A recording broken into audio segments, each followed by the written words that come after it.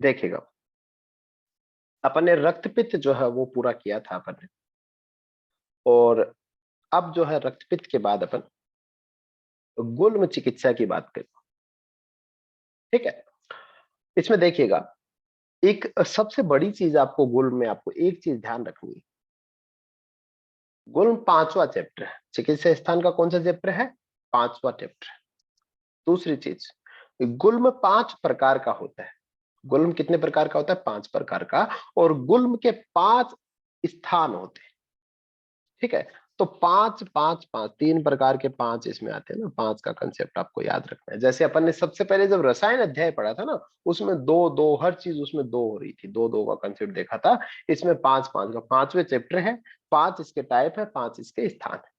ठीक है, दूसरी चीज, ऐसा नहीं है कि अध्याय में ये चीज आगे नहीं आएगी, आगे आएंगी, लेकिन एक बार अपन शुरू में थोड़ा देख रहे हैं कि गुल्म का प्रत्यात्म लक्षण होता है परिपिंडित्वात।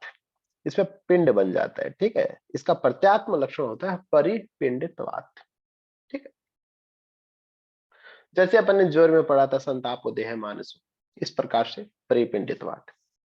इसके बाद देखिए अगली चीज, गुल्म में दुष्ट नहीं होते हैं। ठीक है, गुल्म में क्या नहीं होता? कोई दुष्ट नहीं होता है। गुल्म में पाक भी नहीं होता, और गुल्म में किसी प्रकार का निबंध नहीं होता, है ना, जुड़ाव नहीं होता। वो जो गुल्म होता है वो किसी चीज से जुड़ा हुआ नहीं होता, वो स्वतंत्र विचरण करता रहता है। ठीक है, ये 3 चीज आपको ध्यान रखना है। फिर भी अगर आपसे कोई पूछ ले कि भाई दूध से क्या करना है, तो आप रक्त कर सकते हो उसमें, लेकिन आप सिंपली, कोई नहीं पूछता है, आप बस, इसमें दूध से नहीं होता है, पाक भी नहीं होता, और निबंध भी नहीं होता, इतना ध्यान रखें। ठीक है, इसके बाद देखिए अपन शुरू करते हैं कि निदान स्थान में भी अपन पढ़ते हैं। कहा गया है कि निदान स्थान में बताए हुए क्रम के अनुसार यह प्रकरण प्रारंभ किया गया। गुल्म शब्द की निष्पत्ति गुण रक्षायाम, गुड़ी वेस्ट ने धातु में मक प्रत्यय लगाकर ये सब कहा गया है ना, इन सबको नहीं देखना है। क्या कह रहा है कि उद्र प्रदेश में वायु से बनी हुई ग्रंथि का नाम ही क्या है? गुल्म है। ठीक है, सबसे पहले देखते हैं गुल्म प्रकरण का प्रारंभ। तो कहा गया है कि उपदेश करने वाले विद्वानों में श्रेष्ठ, सभी प्राणी मात्र के लिए पिता के समान शरण देने वाले, भूत भविष्य का को जानने वाले आचार्य पूर्णवसु ने गुल्म रोग की सिद्धि अवश्य फल देने वाली चिकित्सा का उपदेश दिया है। ठीक है, तो पहली चीज है गुल्म के कारण। पहली महत्वपूर्ण चीज है गुल्म के कारण क्या है। तो इन्होंने कहा है कि वित्त श्लेष्म पित्त अति परिश्रवात। ठीक है, कि क्या हुआ कि मल कफ पित्त, क्या कह रहा? वित्त श्लेष्म और पित्त, मल कफ और पित्त, इनके अधिक मात्रा से निकले, अति परिश्रवात। ठीक है, अधिक मात्रा में निकल जाने से अथवा उनके अधिक बढ़ने के कारण शरीर में अधिक पीड़ा होने से। ठीक है, पहली बात क्या हो रही है? स्राव हो रहा है। ठीक है, स्राव हो रहा है, और उनसे क्या हो रहा है? उनके अधिक बढ़ने के कारण शरीर में अधिक पीड़ा हो रही है। दूसरी चीज है कि मल मूत्र के प्रवृत्त वेगों को रोकने से, उनके वेगों को रोक दिया, अथवा किसी भी प्रकार के बाहरी आघात लगने से, अत्यधिक दबाव पड़ने से, रूखे अन्न पान का अधिक मात्रा में सेवन करने से, शोक से, अथवा वमन विरेचन आदि चिकित्सा क्रम का विपरीत क्रम से सेवन करने से, अथवा शारीरिक अन्य चेष्टाओं का विषम रूप से या अधिक मात्रा में सेवन करने से महास्रोतस में या फिर कोष्ठ में क्या होता है? वायु कुपित हो जाती है। अब आपको ध्यान क्या क्या रखना है, कुछ भी आपके ध्यान में नहीं रहे, ये लाइनें अगर आपको याद रहती हैं तो बहुत बढ़िया बात है, लेकिन नहीं याद रहता, दो चीज आप ध्यान रखें। पहली चीज है वित्त श्लेष्म पित्त अति परिश्रवाद। किसके लिए कहा गया है? गुल्म के लिए कहा गया है कि मल कफ और पित्त का अधिक मात्रा में निकल जाना। दूसरी चीज इन्होंने कहा कि मिथ्या प्रतिक्रमणा।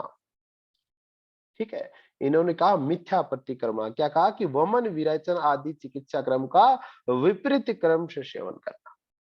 ठीक है, तो कहा गया कि किसका निदान है? मिथ्या प्रतिक्रमणा किसका निदान है? बहुत बार पूछा जाता है किसका निदान है भाई? तो गुल्म का निदान है।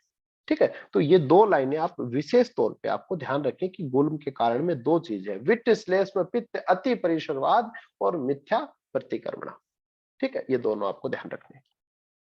इसके बाद आप इसको थोड़ा पढ़ जरूर लें। अगली चीज आती गुल्म की संप्राप्ति।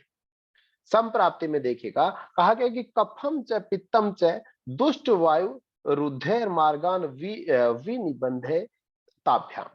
अब देखिए क्या कह रहा है कि उपयुक्त कारणों से, कौन कौन से कारण अपन ने पढ़े कि वित्त श्लेष्म पित्त अति परिसरवाद, ये सारे के सारे जो कारण है, इनकी वजह से क्या हो रहा है, वायु जो है वो प्रकुपित हुई। कि प्रकुपित वायु क्या करती है, कफ और पित्त को उभार देती है और अपने स्थान से निकाल कर, और उन दोनों के द्वारा, अब उन्होंने, वायु ने क्या किया, कफ और पित्त को उभार दिया। उभारने से कफ और पित्त थे, उन्हीं ने क्या किया कि द्वारा मार्गों को रोककर वायु का मार्ग रोक दिया, और मार्गों के बंद हो जाने से स्वयं मध्य प्रदेश में नहीं जाती है। अब वायु जो थी उसने क्या किया, कफ और पित्त को उभार दिया, और उन्होंने वायु का क्या कर दिया, मार्ग बंद कर दिया। अब मार्ग बंद कर दिया तो वायु का स्थान किधर रहता है, मध्य प्रदेश में नीचे की तरफ रहता है, लेकिन वो नीचे नहीं जा पाती है वायु। समझ में आ रहा है, थोड़ा कंसेप्ट देखिएगा। वायु जो है वो नीचे नहीं जा रही है, क्योंकि उसके मार्ग जो है वो कफ और पित्त के द्वारा क्या किए गए हैं, अवरुद्ध कर दिए गए हैं। ठीक है। अब देखिएगा अगली चीज कि अतः क्या होता है कि अतः वह वायु हृदय नाभि पार्श्व उदर और बस्ती में सूर्य उत्पन्न करती है। वायु कहाँ भाई, जो ऊपर है वायु तो, और वो ऊपर वाले पार्ट्स में देखिएगा, कौन कौन से में, हृदय में, नाभि में, पार्श्व उदर और बस्ती में सूर्य उत्पन्न करती है। देखिएगा, ऋण नाभि पार्श्व उदर बस्ती शूलम, किसका लक्षण है भाई, किसकी संप्राप्ति है ना। तो लक्षण भी हो गया एक प्रकार से, यहाँ का इनमें पेन हो रहा है तो ये गुल्म का है। ठीक है, ये ध्यान रखनी है वाली लाइन, है ना। तो वायु मध्य प्रदेश में नहीं जा पाती है, इसलिए हृदय नाभि पार्श्व उदर और बस्ती में सूर्य उत्पन्न करती है। आगे देखिएगा, वह वायु पक्वासे पितासे तथा कफासे, है ना, में क्या करती है, स्वतंत्र या परतंत्र रहकर पिंड रूप में हो जाने के कारण स्पर्श द्वारा जानी जाती है। उसको फील कर सकते हैं अपन, हाथ लगा के उसको फील कर दिया जाता है। तो दूसरी लाइन क्या है कि स्पर्शो उपलब्धे परिपिंडित्वाद, किसका लक्षण है, तो गुल्म का। पहला चीज, ऋण नाभि पार्श्व उद्र बस्ती शूलम, स्पर्श उपलब्धे परिपिंडित्वाद। ठीक है, ये दो चीज हो गई। ये गुल्म दोष के अनुसार अपना नाम प्राप्त करता है, इसलिए इसको पिंड रूप बना देता है, इसलिए इसको क्या कहते हैं अपन, गुल्म कह देते हैं। ठीक है, तो ये वाली चीज है। तो ये दो शब्द यहाँ पे याद रखने हैं, दो ही शब्द ऊपर ऊपर याद करने को कहें। ऐसी कोई मना ही नहीं है कि आप ज्यादा क्यों याद कर रहे हो, लेकिन मैं ये कह रहा हूँ कि जो अपन गोले कर रहे हैं ये आपको रात को 12 बजे भी आने चाहिए कि हाँ ये अपने को आ रहे हैं। ठीक है, तो इनके आप विशेषतः बिंदु बना ले, और ज्यादा याद हो रहा है तो बहुत अच्छी बात है। अगली चीज देखिएगा, गुल्म का स्थान। ठीक है, गुल्म का स्थान अपन ने कहा था कितने होते हैं, 5 होते हैं, और गुल्म के टाइप्स कितने होते हैं, 5 होते हैं। दोनों ही चीजें पढ़ेंगे अपन। देखिएगा, सबसे पहले अभी अभी अपन पढ़ के आए हैं, तो गुल्म कहाँ कहाँ है, बस्ती नाभि हृदय दोनों पार्श्व, ये 5 स्थान क्या होते हैं, गुल्म के स्थान होते हैं। वस्तो च नाभ्याम रिधि पार्श्व रुआ, क्या हो गए, गुल्म के स्थान हो गए। ठीक है, याद कर ले, बहन प्रिय, बहन क्या होती है, सभी को प्रिय होती है। तो बै से बस्ती, है से हृदय, न से नाभि, और प्रिय से क्या हो गए, पार्श्व हो गए, 2 हो गए पार्श्व। ठीक है, तो 2 और 3 5 हो गए, 5 स्थान। आगे देखिएगा, वात पित्त कफ सन्निपात और रक्त, ये 5 क्या है, दोषों से होने वाले गुण का लक्षण और चिकित्सा कर रहा हूं। तो 5 क्या हो गए, स्थान हो गए, और 5 क्या हो गए, ये टाइप है, वातज पित्तज कफज सन्निपातज और रक्तज, ये क्या है, ये 5 टाइप है। अब लाइन आती है, पंचात्मकस्य प्रभवम तो तस्य वक्ष्यामि लिंगामि चिकित्सितम च, पूछा जाता है पंचात्मकस्य प्रभवम किसके लिए कहा गया है। नीचे आपको विकल्प मिलेंगे कि भाई गुल्म के प्रकार के लिए कहा गया है, या फिर गुल्म के स्थान के लिए कहा गया है, गुल्म की संप्राप्ति के लिए कहा गया है, या फिर एक दो नाम और दे देंगे। तो ये जो लाइन है पंचात्मकस्य प्रभवम, ये किसके लिए है, गुल्म के प्रकार के लिए। ठीक है, यहाँ पे लिख लीजिएगा किसके लिए है, ये गुल्म के टाइप्स के लिए कही गई है, महत्वपूर्ण है। ठीक है, देखिएगा आगे अपन देखते हैं, वातज गुल्म के हेतु, कोई महत्वपूर्ण नहीं है, अपन जरूर थोड़ा पढ़ेंगे जरूर, ऐसा नहीं कि इसको पढ़ेंगे नहीं। कि कहा गया है वातज गुल्म के हेतु की बात करें अपन, कि वातज गुल्म का कारण रुक्ष अन्नपान का विषम मात्रा या अधिक मात्रा में सेवन। ठीक है, तो क्या वातज का, भाई आपसे कोई पूछेगा भाई वातज गुल्म का क्या कारण है, तो रुक्ष अनपान तो समझ आ रहा है भाई वातज होगा। कोई पूछेगा रुक्ष अनपान से क्या हो बात, तो कोई पूछेगा थोड़ी ऐसा प्रश्न। दूसरा, अन्य चेष्टाओं का विषम या अति मात्रा में सेवन, मल मूत्र के वेगों को रोकना, शोक अभिघात अधिक रूप से मल का क्षय होना, अधिक उपवास करना, ये सब क्या है, वात जन्य गुल्म के कारण होते हैं। तो ये नॉर्मल आप रीडिंग लगा सकते हैं, यहां से कुछ ऐसा आता नहीं है। तो यहाँ पे लिखा है अनिल गुल्म हेतु, किसके हैं, वातज गुल्म के हेतु। इसके बाद देखिएगा अगला महत्वपूर्ण है, इसके लक्षण क्या है भाई, वातज गुल्म के लक्षण क्या है। पहला नाम है, ये है स्थान संस्थान रुजा विकल्पम। ध्यान रखें, स्थान संस्थान और रुजा विकल्पम। विकल्प का मतलब होता है मल्टीपल। भाई विकल्प का मतलब क्या होता है, ऑप्शन ही होता है ना। तो विकल्प का मतलब क्या होता है, ऑप्शन होता है। देखिए इसका क्या मतलब है कि जिस गुल्म का स्थान विकल्प हो, स्थान विकल्प मतलब उसका कोई फिक्स स्थान नहीं होता है, वो यहां भी हो सकता है, यहां भी हो सकता है, या उसके पास में विकल्प होते हैं। ठीक है, तो पहली चीज क्या है, स्थान विकल्प, कि कभी बस्ती में, कभी नाभि में, कभी हृदय में, और कभी पार्श्व में स्पर्श अपने को क्या होता है, फील होता है। तो उसके पास में स्थानों में विकल्प रहते हैं कि वो कहाँ फील होता है। दूसरी चीज है संस्थान विकल्प हो, आकृति। ठीक है, संस्थान का मतलब क्या होता है, आकृति होता है, कि संस्थान भी विकल्प हो, अर्थात सदा एक रूप में नहीं होगा, या तो गोल हो सकता है या कभी चपटा हो सकता है ना। तो उसका क्या हो गया, संस्थान भी उसका क्या होगा, विकल्प रूप में रहेगा। आगे देखिए रुजाम विकल्पम, रुजा भी क्या होगी, विकल्प में होगी, अर्थात सदा एक समान पीड़ा नहीं होगी, कभी होगी कभी नहीं होगी। ठीक है, इस प्रकार से आगे देखिएगा, विडवात संग गल वक्र शोकम। क्या कह रहा है कि मल और अपान वायु का, विड और मात वात है ना, मल और अपान वायु में क्या रहेगा, रुकावट हो जाती है। और गला मुख, वक्र किसको बोलते हैं, मुख को बोलते हैं। मुख क्या होता है, सूखता हो। ठीक है, इसके अलावा और क्या कहा गया कि श्याव अरुण, क्या कह रहा है कि शरीर का वर्ण श्याम हो जाता है अथवा अरुण वर्ण का हो, शीत लगकर ज्वर लगता हो। ठीक है, ये इंपॉर्टेंट है, ये याद कर लेना। शिशिर जवरम बहुत पूछा जाता है। शिशिर जवरम किसका लक्षण है, वातज गुल्म का लक्षण है। अभी बात करेंगे अपन शीत ज्वर की भी, अभी बात करेंगे शीत ज्वर की। यहां याद रखिए शिशिर ज्वर किसका लक्षण है, वातज गुल्म का लक्षण है ना। देखिएगा यहाँ पे लिखना है कि शीत लगकर ज्वर आता है, हृदय कुक्षि पार्श्व अंश प्रदेश, तो सिर में क्या होता है, वेदना होती है। भोजन के पच जाने पर उपद्रव अधिक बढ़ जाता है। भोजन करने के बाद गुल्म का प्रकोप कम हो जाता है। रुक्ष कषाय तिक्त और कटु रस लाभकर न होता हो, अर्थात इन रसों के सेवन करने पर उपद्रव बढ़ जाता हो, तो वातज गुल्म कहा जाता है। दूसरा है जीर्णो अभय अधिकम। ठीक है, जीर्णे अभ्य अधिकम। इसके बाद है भुक्ते मृदुत्व सम उपेति यश्च। तो ये लाइन एक तो यहाँ पे गृहिणी लिख ले आप, है ना, डेस लगाकर आप एक बार यहाँ पे गृहिणी लिख ले, वहां पे भी ऐसी लाइन मिलेगी आप। तो वहां पे बात करेंगे तो वापस कर लेंगे, एक बार बस यहाँ पे थोड़ा सा दिमाग में रखें कि गृहिणी रोग पढ़ेंगे तो ऐसी चीज फिर से आएगी। तो देखिए यहाँ पे क्या कह रहा है, भोजन के पच जाने पर उपद्रव क्या होता है, अधिक बढ़ जाता है। तो लिखा है जीर्ण अभय अधिकम प्रकोपम। ये लाइन भी आपको याद रखनी है। अभी ऐसी मिलती जुलती लाइन अभी थोड़ी देर में और देखेंगे अपन। ठीक है, तो यहाँ पे आप कौन कौन सी चीजें याद रखोगे, ये स्थान संस्थानम रुजा विकल्पम, कि स्थान संस्थान और रुजा में विकल्प कहाँ कहाँ होते हैं। ठीक है, एक तो ये ध्यान रख लेना है। विडवात संग गल वक्र शोषण, इसको आप रहने दीजिएगा। शिशिर जवरम आपको याद रख लेना है। शिशिर जवर किसमें होता है, वातज गुल्म के रूप होते हैं। और जीर्ण अभ्य अधिकम प्रकोपम, ये याद रखना है।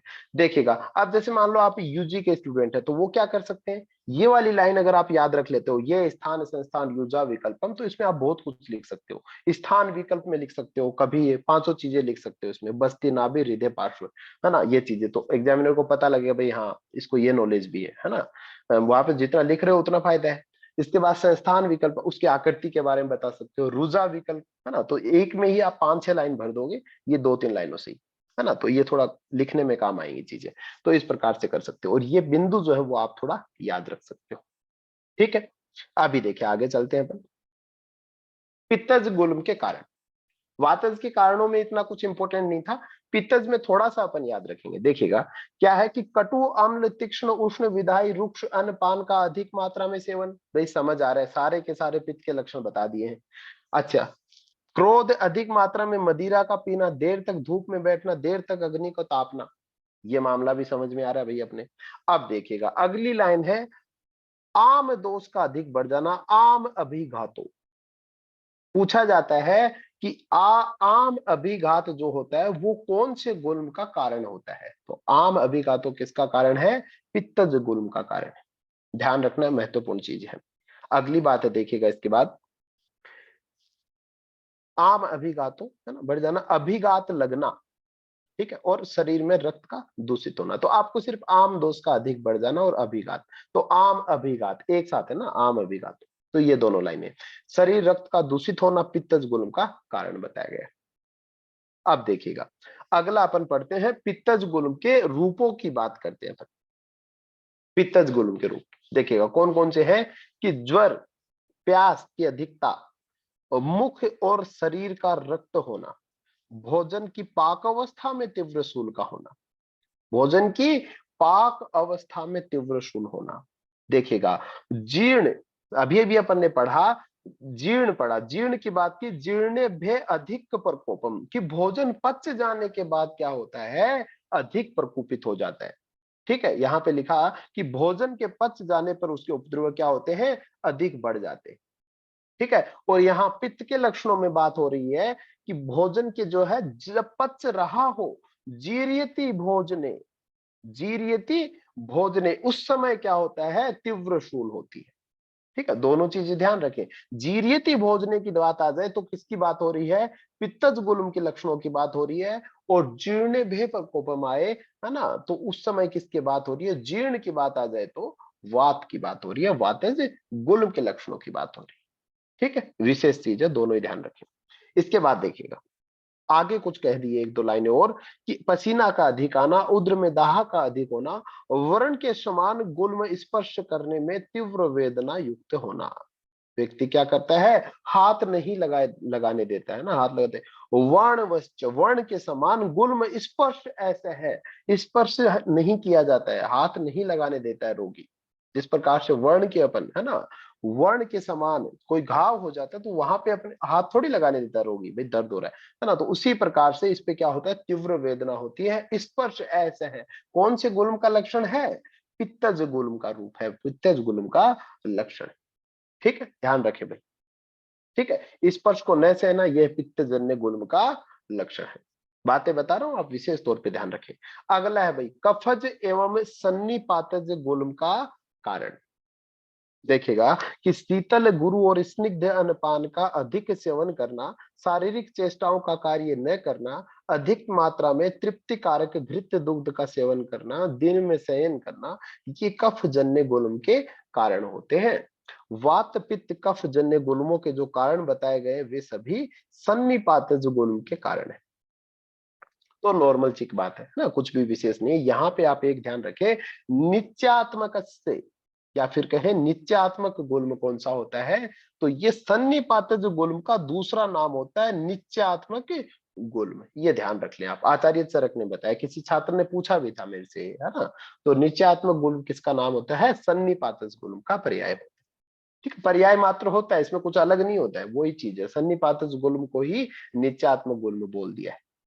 ठीक है, देखेगा इसके बाद जो है अपन नेक्स्ट देखते हैं, कफजन्य रूप, कफजन्य गुल्म के रूप।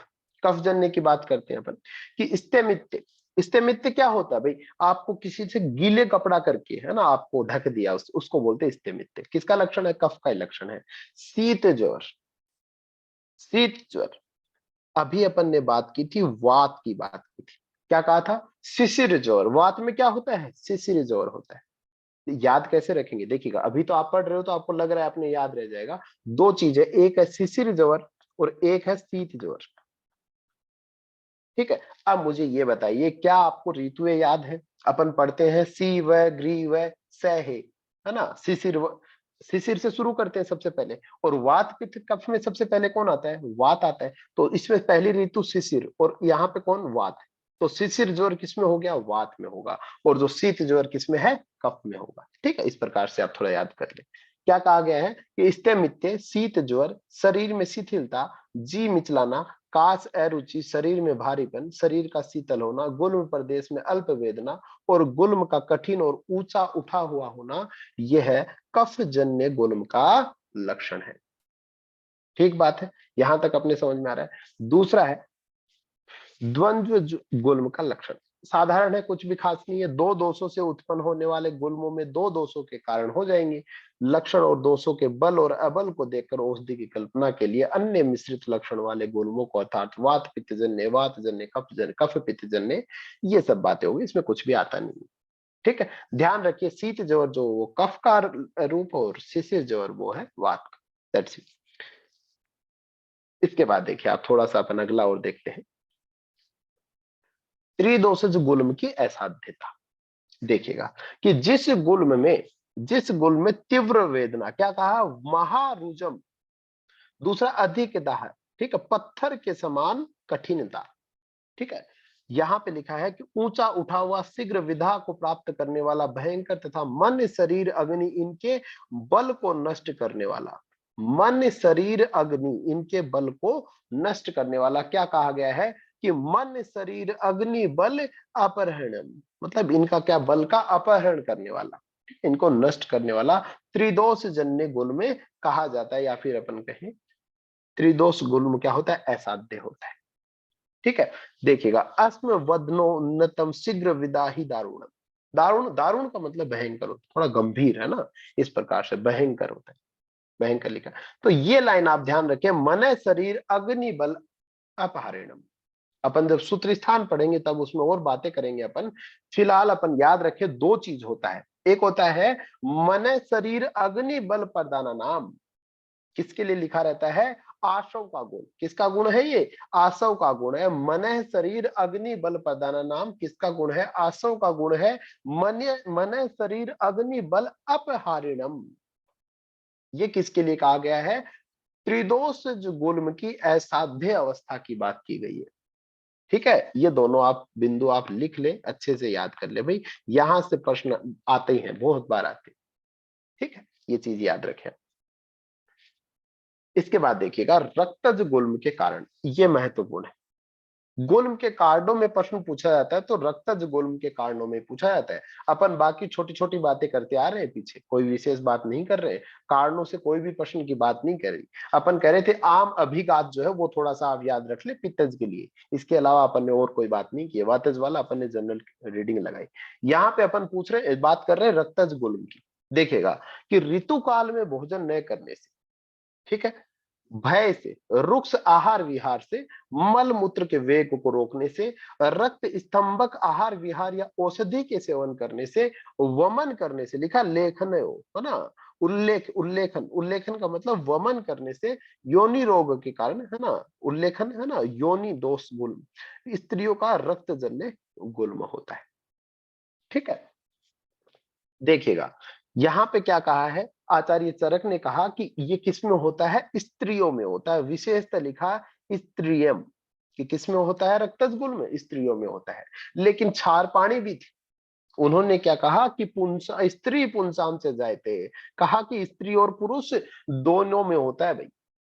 ठीक है, तो ये थोड़ा सा आप ध्यान रख ले, किसी बंधु की बुक में नहीं हो तो लिख ले कि भाई क्षार पाणी ने क्या कहा था, स्त्री नाम पुंसा चल जाए थे, कि उन्होंने कहा कि स्त्रियों में भी रक्तज गुल्म होता है और पुरुषों में भी होता है ना। लेकिन ये जो है स्त्रियों में बात करती, इसकी चिकित्सा जो है वो कब करते हैं भाई, इसकी चिकित्सा देखिए आगे लिखा है कि रक्तज गुल्म के रूप, कि जो गुल्म पिंड के रूप में है ना देर से स्पंदन करता हो और उसमें हस्तपाद आदि अंगों की फरकाहट न होती, ठीक है, शूल होता हो और जिसमें प्राय सभी गर्भ के लक्षण स्पष्ट होते हो, वह आर्तव जन्य गुल्म स्त्री को ही होता है। अपन चरक की बात कर रहे हैं तो उन्होंने कहा सिर्फ स्त्री को ही होता है, इसकी चिकित्सा 10 मास के बाद करनी चाहिए। भाई उस समय क्या नहीं होती, यूएसजी वगैरह होते नहीं थे, ऐसा नहीं था कि भाई ये सोनोग्राफी वगैरह करवा ले। ठीक है, तो अब वो क्या होते थे भाई, 9 महीने रुक जाते हैं, 10 महीने रुक जाते हैं, अगर बच्चा बच्चा हुआ तो वो हो जाएगा, और नहीं हो रहा तो फिर गुल्म है, उसकी चिकित्सा करनी करनी है। तो उसी प्रकार से अपन बात करें तो यहां पे देखिएगा दूसरी चीज है समगर्भ लिंगम, इसके क्या लक्षण कैसे होते हैं, गर्भ के जैसे ही लक्षण होते हैं। ठीक है, अब देखिएगा यहाँ पे जो है इसकी डायरेक्ट लाइन पूछी जाती है कि ऋतु वन अनाहार तया भयन विरूक्षणे वेग विनिग्रह, वेगों का निग्रहण करना, रोक लेना वेगों को। ठीक है, तो ये चीज बातें हैं। तो ये लाइन किसके लिए कही गई? तो ये लाइन रक्तज गुल्म के कारण है, या फिर रक्तज गुल्म के लिए कही गई है। तो इतनी बातें करेंगे, इसके बाद जो है अपन इसकी चिकित्साओं की बात अपन कल करेंगे। ठीक है, तो बहुत बहुत धन्यवाद। इन चीजों को आप पढ़ते रहिएगा ना, ये काफी इंपॉर्टेंट है। गुल्म का चैप्टर से प्रश्न आते हैं जनरली। ठीक है, सर एक डाउट है। बोलो बोलो। सर ये सर इसमें दुष्य नहीं होते हैं, स्टार्टिंग में सर हाँ, आपने बताया था। सर बिल्कुल। इसकी संप्राप्ति जो होती है वो कैसे मतलब समझेंगे? देखिए संप्राप्ति एक सेकंड रुकिएगा।